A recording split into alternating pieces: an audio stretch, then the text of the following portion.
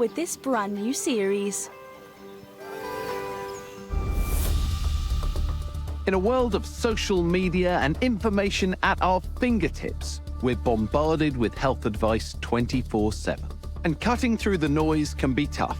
I just thought, what have I done? From miracle medicines that do more harm than good, to rip-off remedies that waste your money, we'll help you sift the right advice from the downright dangerous. It's just, okay, here, you should try this, you should try that, or you should stop doing this and start doing that. We'll shine a light on medical malpractice and criminal behaviour. Non-cancerous. I didn't have cancer. From scammers preying on the most vulnerable to pretend practitioners. I literally look like Frankenstein's monster.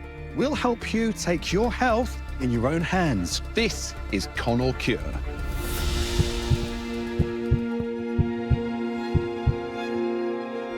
Welcome to Con or Cure, the show that makes sure you know the red flags to spot if you think you're being scammed, swindled, or sold a lie when it comes to your health. Today, we're looking into the latest health fads and trends to see if there's any truth behind the hype. And we're learning from your stories, from those of you who've lost thousands of pounds to scammers, had procedures gone wrong, or not even done at all in some cases. Coming up in today's programme. When you put your faith in doctors, how do you know you can trust them? I feel stupid, I feel angry, I feel taken advantage of. Scammers will spot an opportunity wherever they can. And when having a health condition leaves you more vulnerable to a con, it can be all the more galling. I got another message saying, we'll give you 50,000 and a nice big house. And he said, this is a big opportunity, this is a big deal. Then I decided to tell my mum and I decided to tell my carer. And we're busting some health myths. We'll answer, does being cold give you the cold? The common cold is caused by a virus, so I always would have said, that's not true, that's a myth. Being cold doesn't make you cold. In fact, there's lots of research that says that it does. But first, with the promise of cut-price surgery and holiday to boot, more and more people are being tempted to go abroad for treatment. But being far away from home and unable to speak the language can leave you more vulnerable to scam practitioners. There's constant pressure today to look your best at any age. For Jackie Wicks and her daughter Tracy from Kent, what seemed like a chance to work on their body confidence turned into their worst nightmare when they opted to have surgery abroad. I don't know what to do. This is, it's eating me, it's eating away at my flesh. My body after the surgery looked like I'd been butchered. And it was a story they were to discover they shared with many others. People have lost breasts and half their tummies, and people have died out there as well.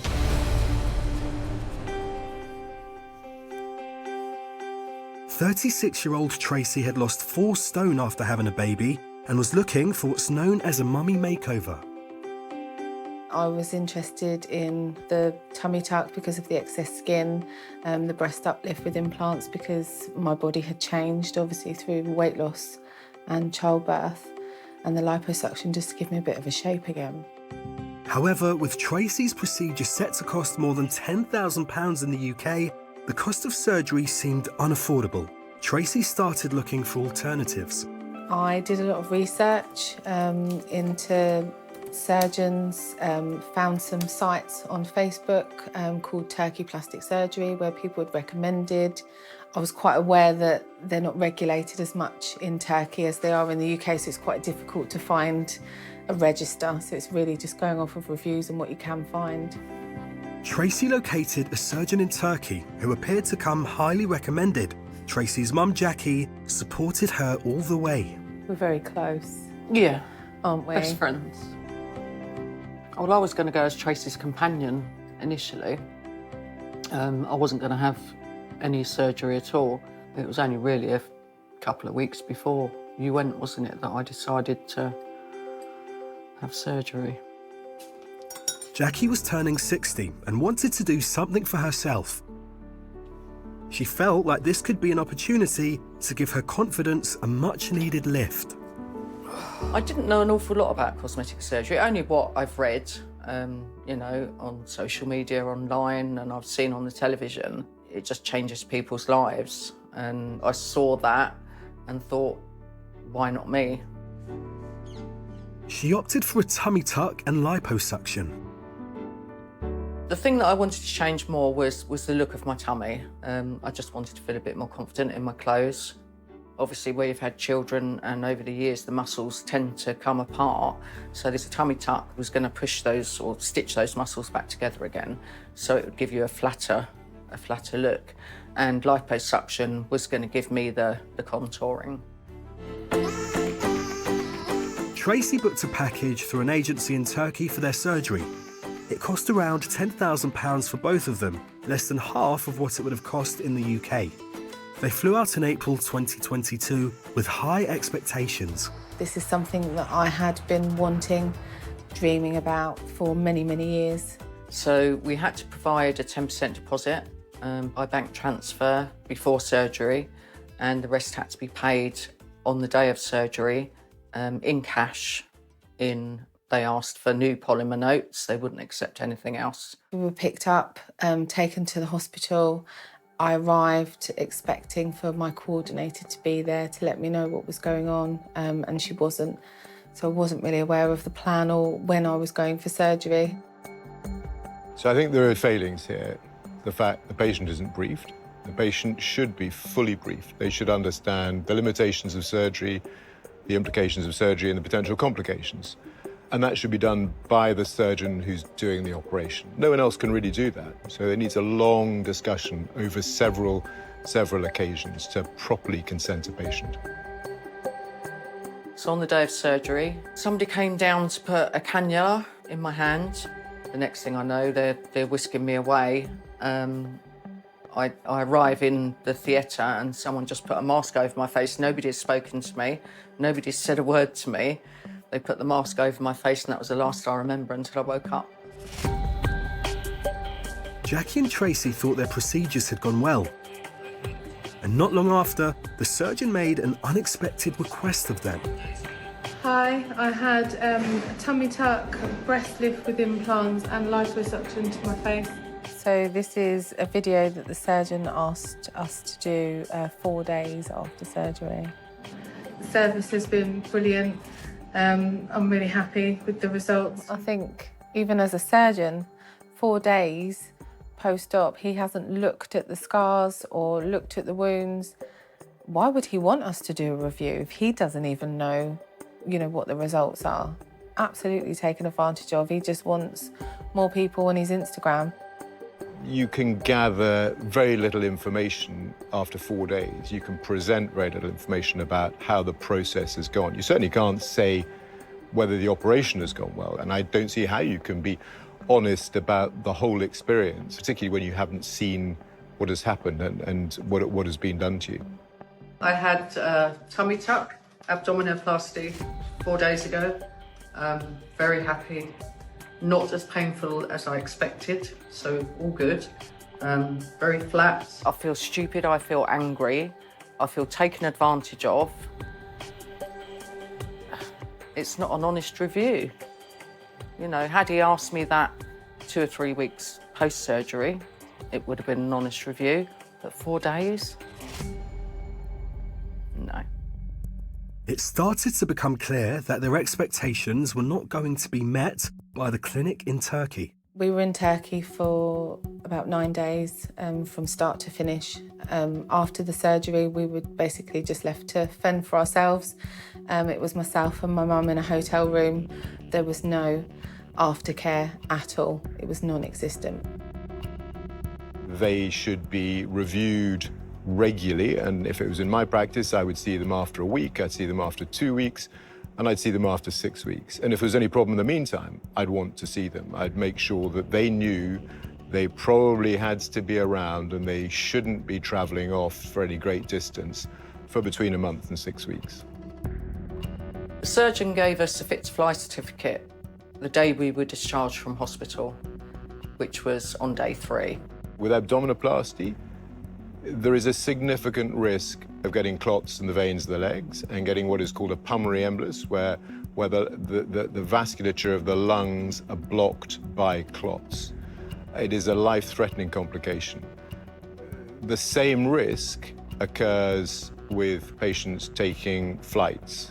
If you add both together, you increase the risk considerably. So these patients should not have flown after 3 days. Very uncomfortable, sitting on a flight, had sort of compressions, still very sore, still very swollen. So I hadn't actually been given any blood thinners or anything like that. And sadly, this was just the start of the nightmare that was to follow for them both. I didn't have any communication with the surgeon until 2 weeks after, so the 14th day when I took the tape off.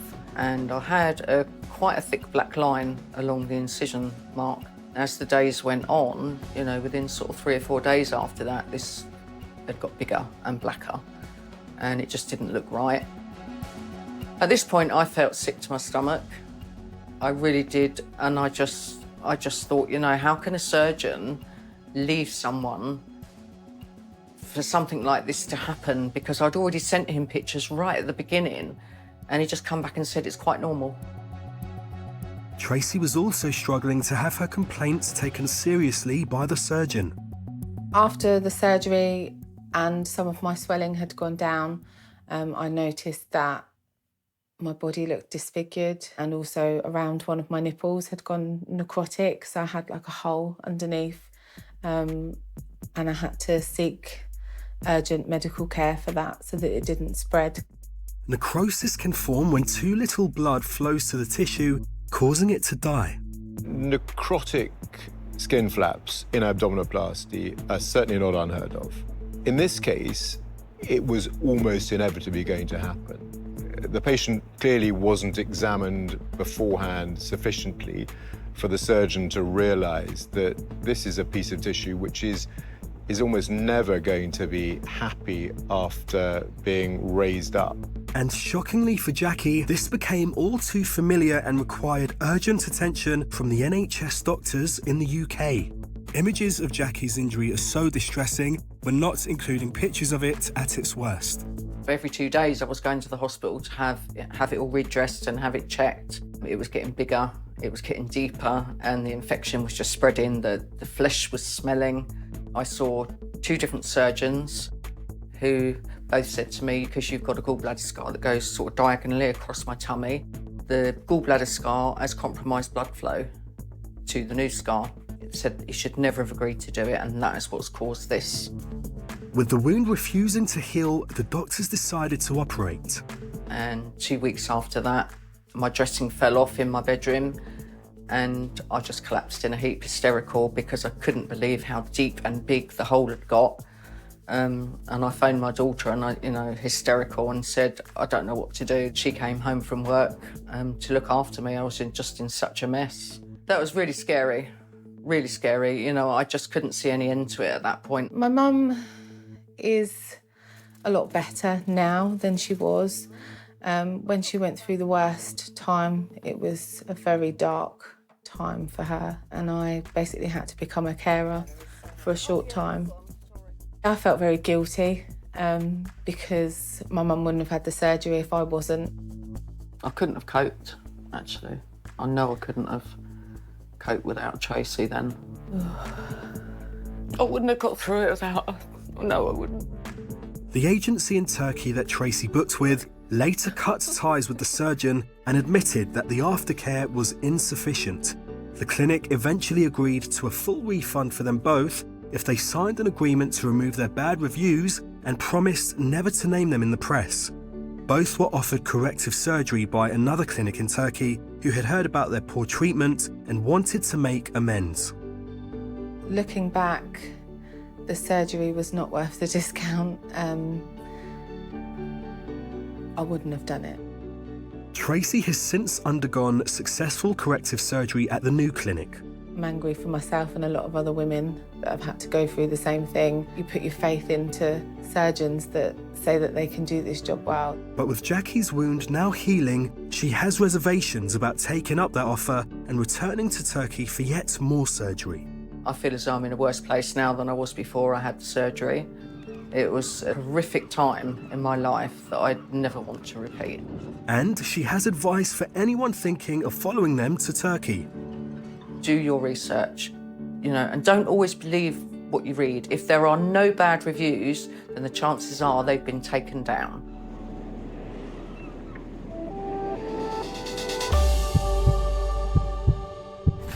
Well, such awful experiences there for Jackie and Tracy. I'm now joined by a leading plastic surgeon and reconstructive surgeon, Simon Withy. Welcome.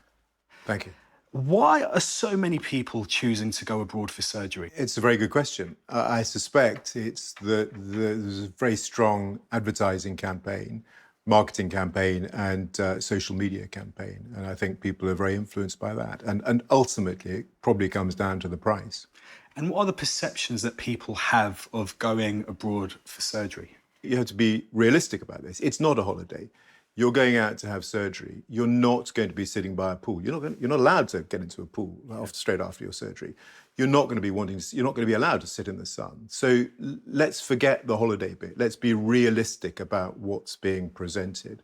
I think it depends where you go. I think if you're going abroad to see a particular individual who has a unique set of skills, that's very different from responding to an advertisement which says, come and have surgery, come and have combine it with a holiday, and by the way, get it at half the price, you might get it at home. It does sound great, though. Let's be honest, what's the problem? Because many of these countries have fantastic healthcare systems, so why shouldn't we be using them? Yeah, and I think there's no reason not to use them as long as you understand the implications of doing that. And as long as you choose very wisely. So I think there are some fantastic plastic surgeons in Turkey, for instance. Equally, a lot of these sort of combined surgical and holiday trips which are being sold, you're not going to the best surgeons. You're not being adequately prepared for your surgery. You're not being looked after appropriately and fully afterwards. Based on your insight and experience, are we seeing an increase in these botched operations abroad? I think the reports of sort of increase are entirely anecdotal. You hear of a lot of hospitals who are saying we're seeing more cases coming through the door. So we're seeing more cases, these are NHS hospitals, more cases we have to put right. Whether there are more or not, I don't know. Do you think complications from these surgeries abroad are putting pressure on the NHS? Because of the fact that they've had surgery abroad, they come home, there's no one to look after their complication. There is a greater rate of complication for some of these patients who go to clinics where perhaps they're looked after by less experienced surgeons than there would have been had they had surgery here. I think you'll find this interesting, Simon. I've spoken to some people about their views on getting surgery abroad. Here's what they had to say. Would you ever go abroad for surgery or treatment? No. I'd be a little bit sceptical about the sort of how well established these places are. I've seen people that get the sleeve gastric band, but if I ever needed it, then it would be something I would consider.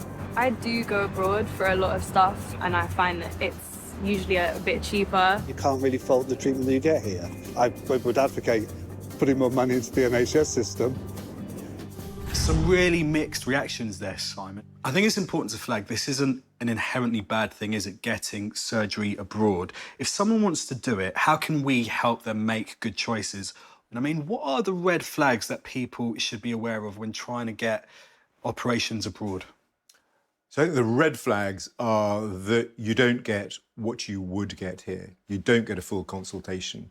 You don't necessarily meet the surgeon until the day of your surgery. You don't understand the risks before you go away. You don't understand how you're going to be followed up, and you're not warned about things like the length of time before you'll be fit to fly home. What about the signs of good practice? How can we spot those? If you are consulted on 2 occasions, if those 2 occasions are separated by a reasonable length of time, so if you really understand what you're getting into and you understand the risks, if you understand the length of time you'll have to stay in Turkey and that, or in any country, and that works for you, that's fine. If you understand you're going to have to come back for follow-up, that's fine. If there's an arrangement, if you have a complication or things don't go as expected and you're disappointed after surgery, if you understand how that'll be managed, then you're beginning to get to the point where you can make a decision as to whether it's worth having it abroad or whether you might as well have it in the UK. That point of having a realistic expectation when it comes to treatment abroad, such sound advice. Thank you so much. Brilliant. To be viral has very different meaning in the medical and social media worlds. But does millions of views really translate to something being good for us? Throughout this series, we're going to be looking at online health trends and working out if they're a con, a cure, or something in between.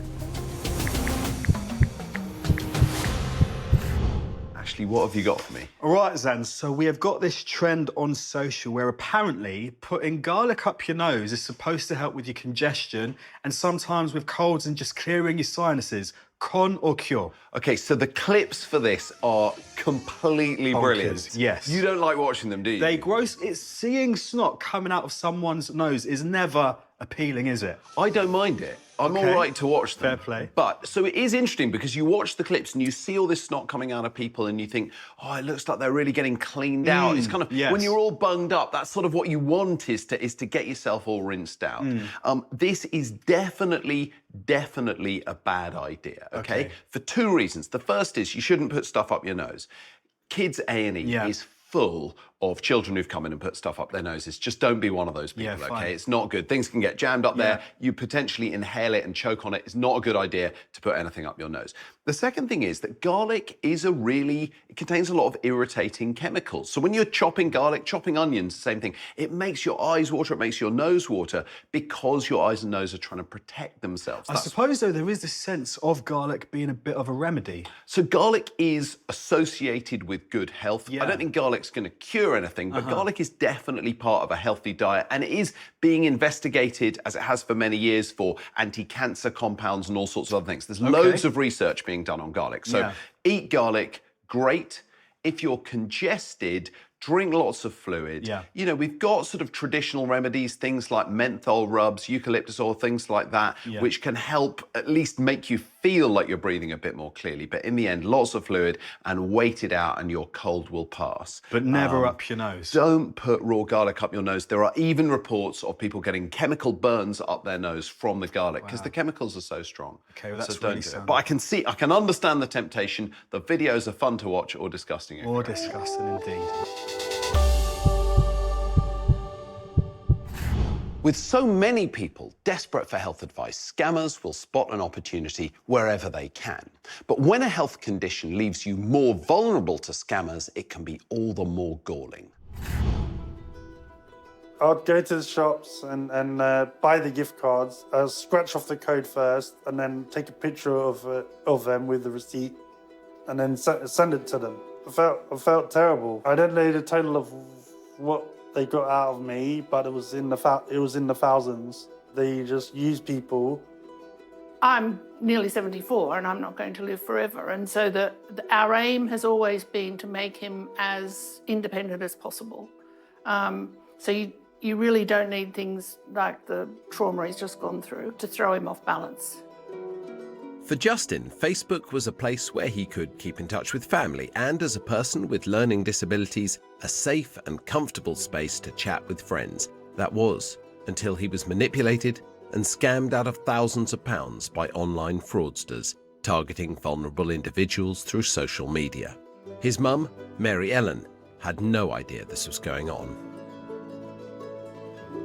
Due to a brain injury that he sustained as a baby, Justin didn't learn to read until he was 40. Even though he's got so many obstacles, Justin has never given up. He went out on his own. He's really hit the jackpot working for TK Maxx because nothing is too much trouble. They have supported him, helped him. You know, it's amazing. He works on the cash registers, and we were told that Justin would never be capable of anything like that. After learning to read and write at 40, Justin's world opened up. He was able to text and use social media to communicate online with family and friends. But the blessing gave way to a curse. My Facebook page went all funny, and that's when I got the message from the Facebook team saying you've been logged out, we've logged you out for concerns of safety and someone hacking into your account.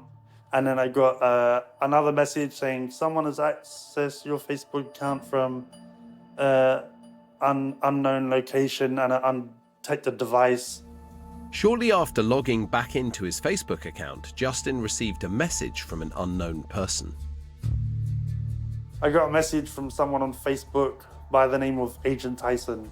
It's a bit hard to describe it, but it was just like, you've been offered 30,000 from the Facebook team, and it's the part of a government scheme to help you out for a better quality of life. And everyone on Facebook is receiving it. Then he said, to process your winnings of the 30,000, you have to pay 300. And then it just went from there. Oh, Justin, when do you get your next pay? Justin, when you get your money? Like, I want you to get your winnings as quick as you can. So I said, can you prove it to me that I've actually got it, and prove it to me that it's real? So they took pictures of what looked like 30,000 just tucked away in a big box.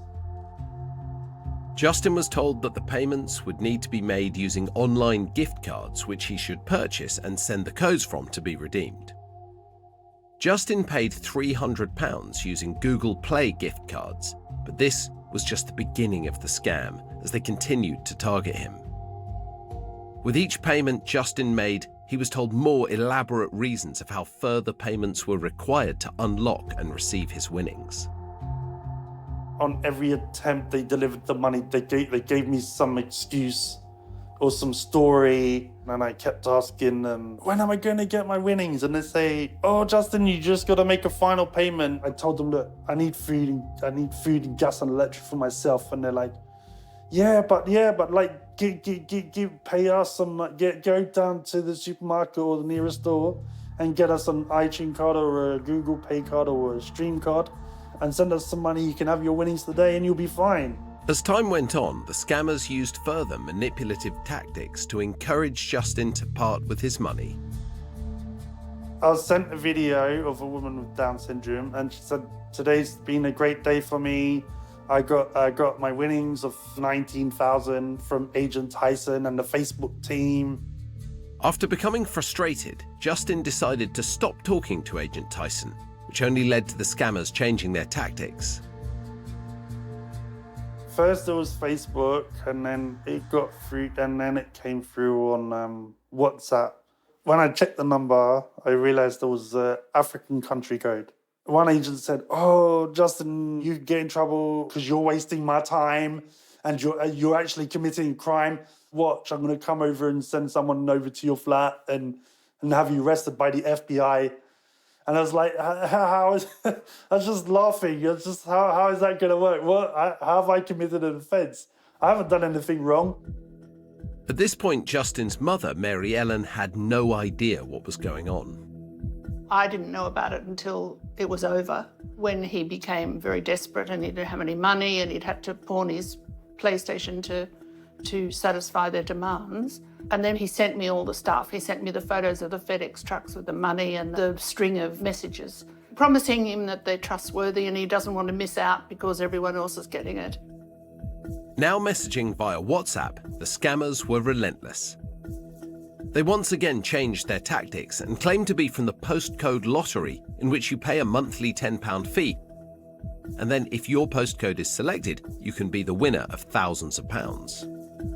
I got a message from someone on WhatsApp from the postcode lottery saying that I had won £70,000. So when I told Tyson that I got offered 70,000, he increased, okay, I'll tell you what, we'll give you 50,000 and a nice big house. And then Agent Tyson said, oh, Justin, after you send me the £50 for the house file, I can give you the keys and I come pick you up on Friday and I'll take you there. But in the end, I didn't pay the money for the house because I knew the house wasn't true. I just had a gut feeling I knew that house wasn't true. As the stories escalated, so did the scammers' persistence.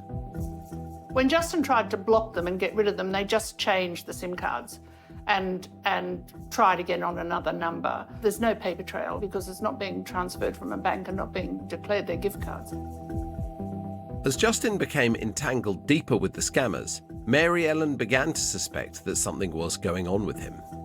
I knew something must have been going on because initially he didn't come around. He always comes around a couple of times in the week and he stopped coming around. And then suddenly he messaged me and said that he was going to come and have dinner with me all week because he missed me. And the other thing was, he's very proud of his cooking because he's a really good cook now. So when he cooks, he takes photos of it and sends it to his extended family. Look what I cooked today. And he stopped sending them. And I thought, why isn't he sending the photos? But, you know, what 41-year-old man wants his mother ringing up saying, why aren't you sending the photos? It's a really hard line to walk. And another red flag which made me suspicious was that normally Justin can't wait to have his nephew Raphael over from Paris because they're both very keen on the PlayStation. But when he was over last time, he didn't want him to come, and he kept making excuses to his brother why they couldn't come over to play the PlayStation, and we now know that was because he'd pawned the PlayStation.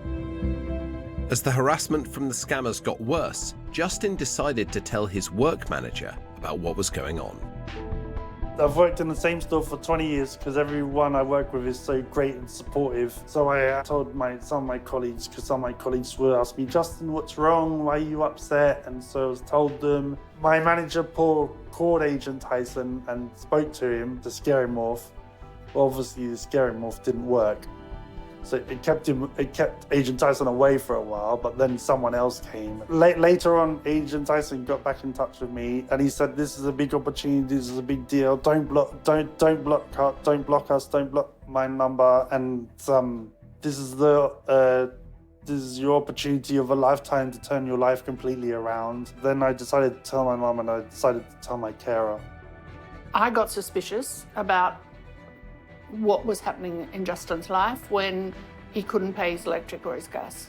So there was clearly something horribly wrong. I didn't know whether it was an individual taking money from him or, as I then found out, as he told me, he was buying these gift cards.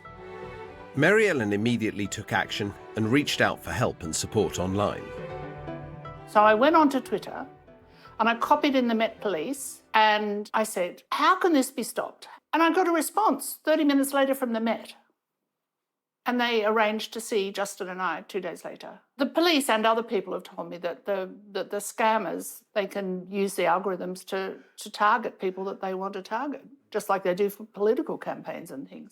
The relentlessness of the harassment, I mean, they clearly thought they were onto something good.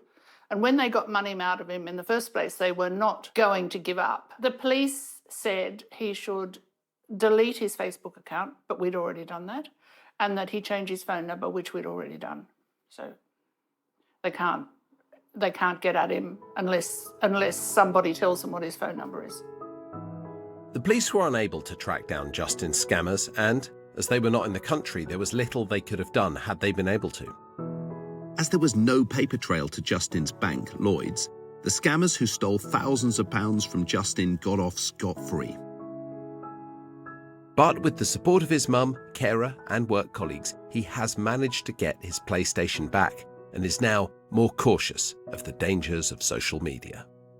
Now I think I'd be able to spot these scams better now and know what to look out for. I'm not on Facebook anymore, and I've closed it down. So, because that's how they get you. I feel relieved and happier now that it's all over. Well, since that film was made, we've reached out to Lloyd's and they have agreed to provide Justin with a full refund, £1,600. It's great news. And they said, we've also discussed with Justin some additional measures that they can put in place to help protect him from fraud in the future. And they've said protecting our customers from fraud is our priority. Brilliant news for Justin. Well, I'm joined now by Shani Danda, who's a disability specialist. There are people deliberately targeting the disabled community with scams, aren't there? Yeah, that's right. Sadly, I think there's a bit of a perception that all disabled people are vulnerable, but that's not the case. Of course, there are some disabled people that are more vulnerable than others, and people think that we as disabled people get loads of money from grants, charities and the government, but again, that isn't always the case. There's also a perception that we're easy to target and it's easy to take money from us. So if you have a disability, it's not that you are necessarily more vulnerable to any particular scam, it's just that you get bombarded with scams. That's right. So we know in the disability community that we are targeted because we live with conditions and impairments. And we know that also some scammers pose as disabled people themselves. They try and sell a secure or perhaps to get us to invest in things or sell medical equipment. So it's quite sophisticated. Look, I've been targeted myself, and had I not known this might be a potential scammer, it was very believable. I received a phone call to tell me that somebody had done identity fraud and that I owed tax to HMRC. I didn't, and nobody had done this fraud, but I was then told to go on to the Ministry of Defence's website to go and look at who the team was. When I inquired who was calling me, they had a really strong defence that they were calling from the MOD, but I kept pushing it and pushing it. I was like, but this is a HMRC issue. Why is the MOD calling me? And anyway, they eventually got fed up with me and put the phone down. Okay. But, you know, if I was somebody who perhaps didn't understand the different organisations or didn't understand that it didn't matter if I went on that website and looked at who worked there, this could still be a scam. Or if I just didn't have access to the internet, I consider myself to be somebody, you know, pretty sceptical. So if you are someone who's perhaps a bit more vulnerable, then it's easy to see why that this is so common. But we know that in the disability community that we are susceptible to this a bit more. And apart from the financial effects of a scam, it can harm people in other ways, can't it? Absolutely. Whether you're disabled or not, I think being scammed is a horrific ordeal to have to go through. If we look at Justin's story, you know, he recently gained his independence and the world opened up to him, and now it's being closed down again. We as disabled people are a pretty socially isolated group of people because not everywhere is accessible. So it can also really knock your confidence and, you know, your emotional well-being as well. So it's interesting that you say, you know, lots of disabled people are aware that they're going to be targeted from scams. What kind of things can people be looking out for? Well, I think it goes without saying, you know, if something sounds too good to be true, it probably is. Yeah. I think it's good to take a sceptical approach to things. And also contact your bank, because banks do have obligations to disabled and vulnerable customers. There are different checks and stops and balances in place and different processes as well. Whether you have a disability or not, really equip yourself with knowledge on what scams are. You know, they range from door to door, online, through your mobile. They could be through social media. There are so many ways that people can target you. That is incredibly valuable, almost the idea of sort of pre-bunking a myth, so that by the time the scam arrives, you go, I've read about this, I've heard about it, and you're kind of inoculated against what those scammers are trying to do. You can immediately recognise it as a scam. Yeah. This is something that we should all be concerned about. We all know people who live with conditions and impairments, and if you don't already have one, you may go on to acquire one. You know, 83% of the disability community were actually born as non-disabled people. So the chances are that this information will help somebody along the way, even if it doesn't directly relate to you. Shani, thank you very much indeed. Thank you. Throughout this series, we're busting some common medical myths. The folk tales, notions and fallacies we've all been led to believe. Are they true or truly nonsense? Today we're answering, does being cold give you the cold?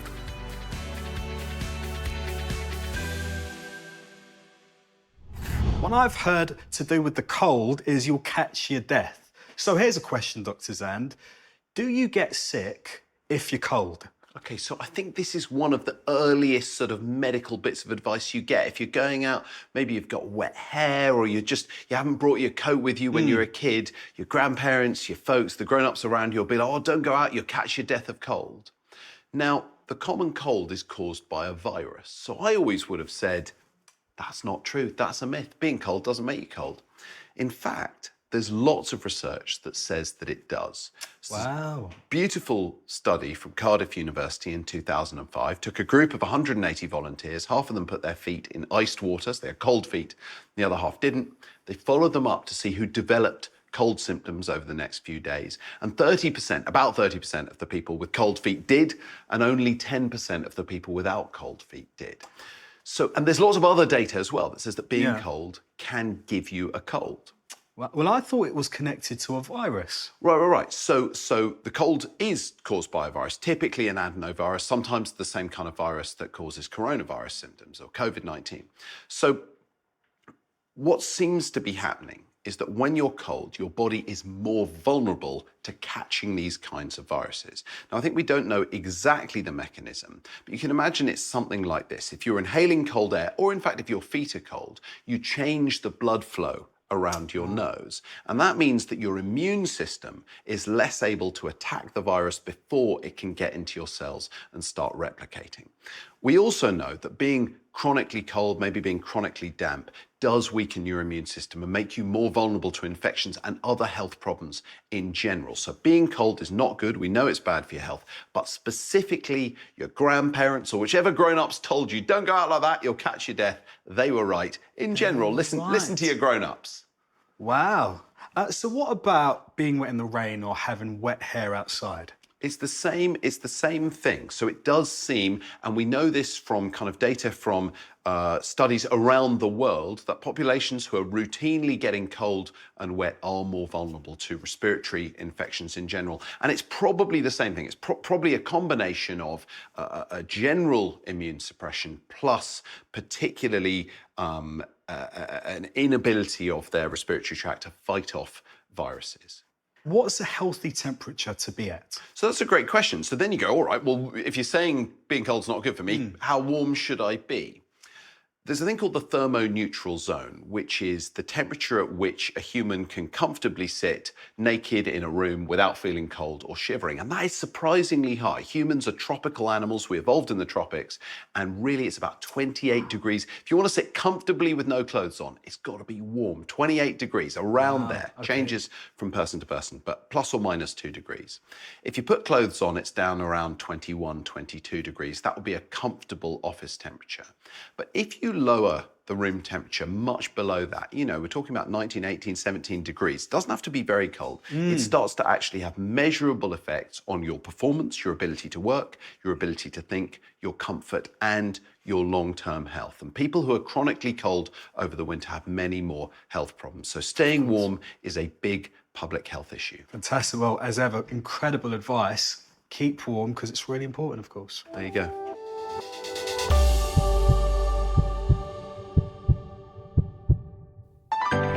If you've got any questions or stories you'd like to share with us at Con or Cure, you can email us at hello@conorcure.tv.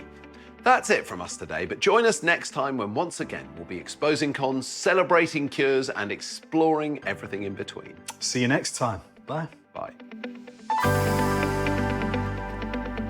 Stick with us for Paramedics on Scene next.